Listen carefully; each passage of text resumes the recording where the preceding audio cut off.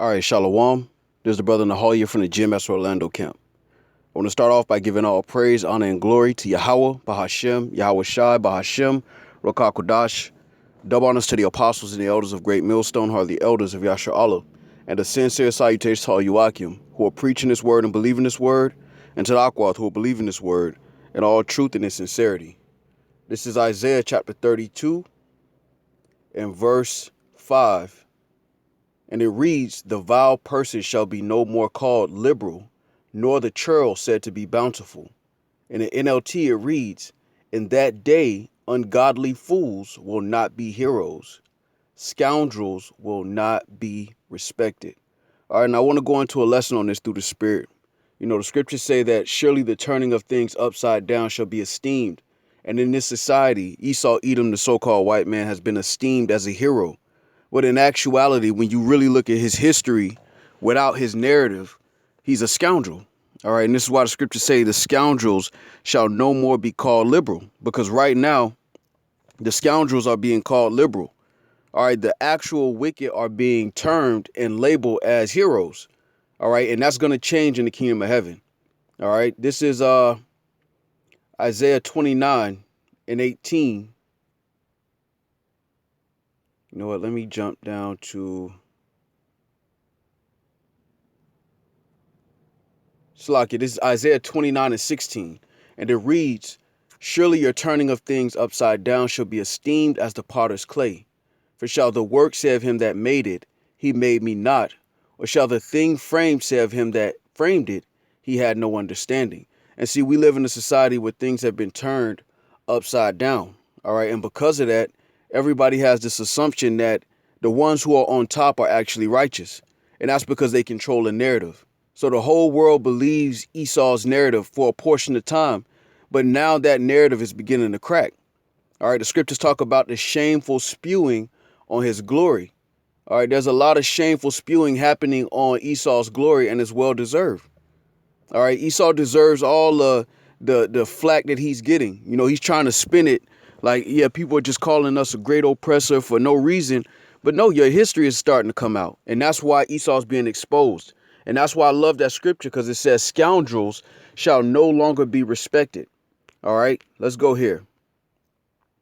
This is 2nd Esdras chapter 6 and verse 27. All right, and it reads, "For evil shall be put out, and deceit shall be quenched. As for faith, it shall flourish. Corruption shall be overcome, and the truth which has been so long without fruit shall be declared." And that's exactly what's happening. The truth of the matter is starting to come out. And this is why Esau's going to have to come down with great wrath, because he's now being called out for being a scoundrel. For a portion of time, you have to really think people actually thought that civilization started with the Greeks. For a portion of time, people actually believed the British Empire went around the earth and civilized people. While they skipped over the butchery and the torture and the grape that was performed, all right, for them to have the empire they have. Now we get this sanitized version of history where Esau, the so-called white man, is the hero with the lamp of progress going around the planet helping people. That's a narrative. And that's why the scriptures say scoundrels will no longer be called heroes, man. All right. And I love that verse in the NLT because, again, it points out who Esau is, the vile person being called liberal. All right. Really, Esau's morally vile, man. All right. They're a morally vile people. But the delusion through the media is pushed out as if he's a solution to the problems he's created. And now that narrative is being broken down. All right. Because when you look at the state of Israel and what they're doing to the Ishmaelites, all right, who identify as Palestinians, but they're really Ishmaelites. And you have Elamites amongst them as well, and Jake. But what they're doing to them exposes who Esau actually is. Because remember, the Israelis, the Russians, the Germans, the New Zealanders, the Australians, the Canadians, the Americans, they're all Edomites. They've been able to deceive the world into separating their crimes by location. But they're all Edomites in actuality. And now that's being brought out, and it's beginning with our apostles on down. Guys like Scott Ritter, Alex Jones, what they'll bring out is that, the West is doing this, but the East is doing this. But really, they're all Edomites. When you take away those locations and you just call them out as a nation of people, the son of perdition is revealed. All right, matter of fact, let's go there. This is 2 Thessalonians chapter 2, because Christianity did that little bait and switch where they say the son of perdition is supposed to be this one evil guy, all right, that comes out and deceives everybody and creates a world government. That's the sanitized version of what's actually going on in the scriptures. This is why Christianity, they don't have a place to fit Esau. Who is Esau Edom? How does his judgment fit into the Christian narrative? They can't tell you. When we understand according to prophecy, all right, and we'll get that as well, what Esau's end shall be. All right, that doesn't fit into the Christian narrative of all can be saved if they accept Jesus Christ. All right, this is 2 Thessalonians chapter 2 and verse 3. And it reads, "Let no man deceive you by any means, for that day shall not come, except there come a falling away first, and that man of sin be revealed, the son of perdition, who opposeth and exalteth himself above all that is called God, or that is worshipped, so that he as God sitteth in the temple of God, showing himself that he is God." And who did that? As a nation of people, who did that? Who pushed this Darwinism, evolutionary theory where everything, only the strong survive, survival of the fittest, and by default, Esau just landed on top of every other nation. That's how he justifies himself sitting up as God. And then he said there is no God. Once he got through with Christianity, once Christianity didn't fit his justification for all the wickedness he was doing across the planet, he threw it away and said, we don't even believe in God. That's a myth. That's a fairy tale. So this is that son of perdition being revealed. And it's only beginning with our apostles on down that you see how it relates to the scriptures. Because even the conscious community, to a degree, they'll call Esau out for what he's done concerning our people. But when you look at what he's done as a nation of people in rulership, it starts to bring the scriptures to life. All right, because a key part of the scriptures is Esau and Jacob.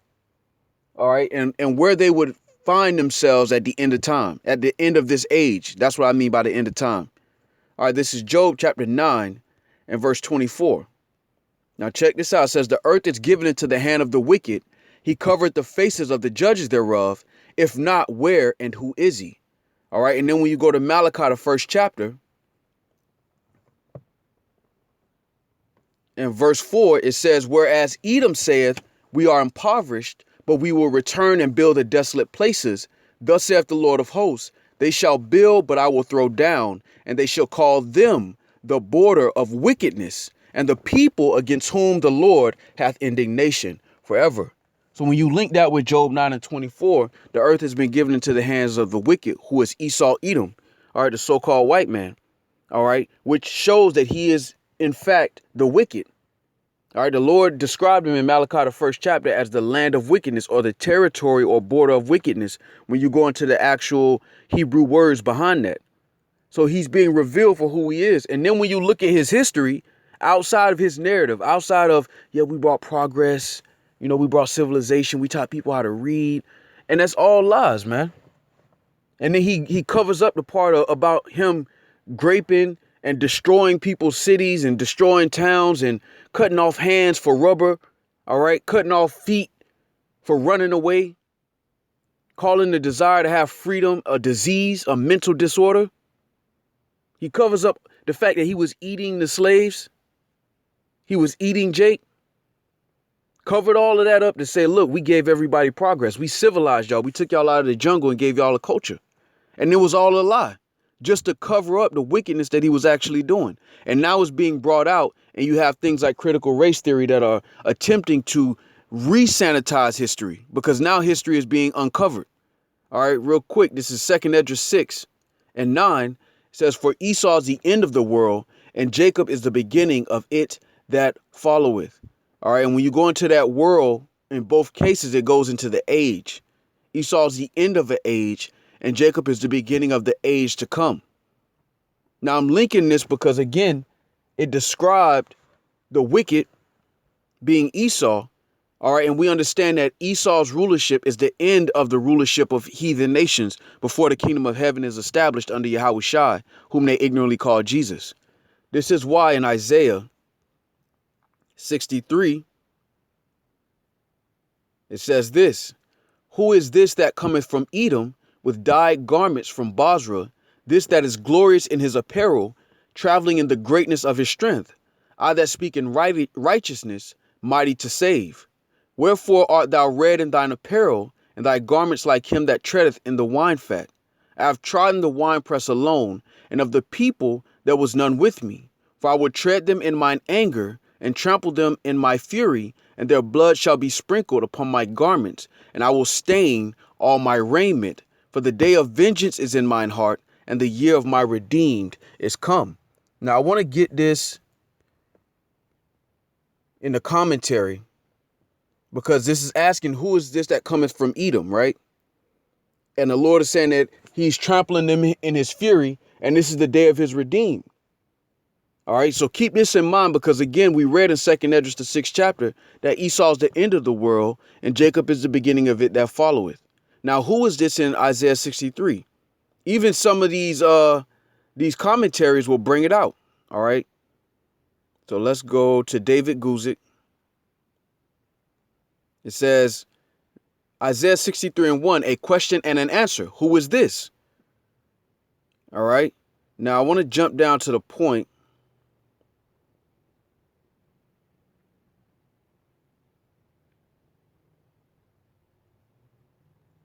Bear with me. All right, it says, why is your apparel red? The prophet asks why the garment of the Lord is red, and the Lord answers, I have trodden down the winepress alone. Their blood is sprinkled upon my garments. This promise is fulfilled when, I'll use verbatim, Jesus returns to the earth, and this passage is clearly behind passages like Revelation 19 and 13 and 15. He was clothed with a robe dipped in blood, and his name is called the Word of God. All right, so this is a prophecy of the one they ignorantly called Jesus coming back to a world ruled by Edom. So when you really look at this, all of this is happening according to prophecy. This is how we're able to identify who Esau is in the world. It's not because of his skin color per se. It's really because of his actions, his deeds. Color is just an indicator, but it doesn't necessarily determine your nationality. Esau, the so-called white man's acts as a nation of people, as a collective, go back to prophecy. All right. And this is the shameful spewing on his glory, because now he's being exposed, and now the world is starting to reject his narrative of, yeah, we were bringing civilization.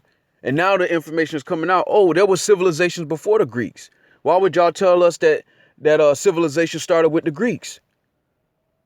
You know, why didn't y'all tell us about this history about the Moors? Why didn't you tell us you were eating the slaves? And now Esau's losing that information war, because so much information is coming out on the deeds that they wrote about. Most of the history we get is the history he was so proud of that he put it in history books, his own documents, his own tongue declareth his wickedness. And now it's being brought out, and what Esau's trying to do is put it back under wraps. But it's beautiful, because now he's being called out for the scoundrel that he is, man, as a nation of people. All right, this is Hosea chapter 2, because you got to think, they went around the world telling the whole planet that Negroes, Latinos, and Native Americans are the problem. They're the criminals. They're the ones with low IQ. Meanwhile, destroying every nation he's encountered, exploiting them in some form or fashion, every nation he's encountered, and telling the world that what Jake is doing to their communities is the real problem on the planet. Jake ain't got no military to go over there and bother the Elamites, the East Indians. But guess who do? Esau. Jake don't have the ability to go over there and mess with the Ishmaelites, the so-called Arabs. But guess who do? And guess who is? Meanwhile, telling the whole world that Negroes, Latinos, and Native Americans is the real base men on the earth, the real problem of the earth, while he's destroying people in real time. Let's go here. This is Habakkuk chapter 2. And I'm going to jump down to verse 15. All right. And it reads, woe unto him that giveth his neighbor drink, and that putteth thy bottle to him, and maketh him drunken also, that thou mayest look on their nakedness. Because they gave us all these different philosophies. They gave us their version of history. And behind closed doors, they be laughing at Jake. Like, them niggas really believe that shit. That we helped them. That we really was looking out for them. And that's why they do it in the comfort of their own home now. They don't do it in Jake's face. But it's still the same attitude. All right? Let's go here. All right, let me pull this back up. So again, this is Habakkuk chapter 2. And I'm going to continue at verse 16. Habakkuk 2 and 16. All right, and I want to get this also in the NLT. All right, so this is Habakkuk chapter 2.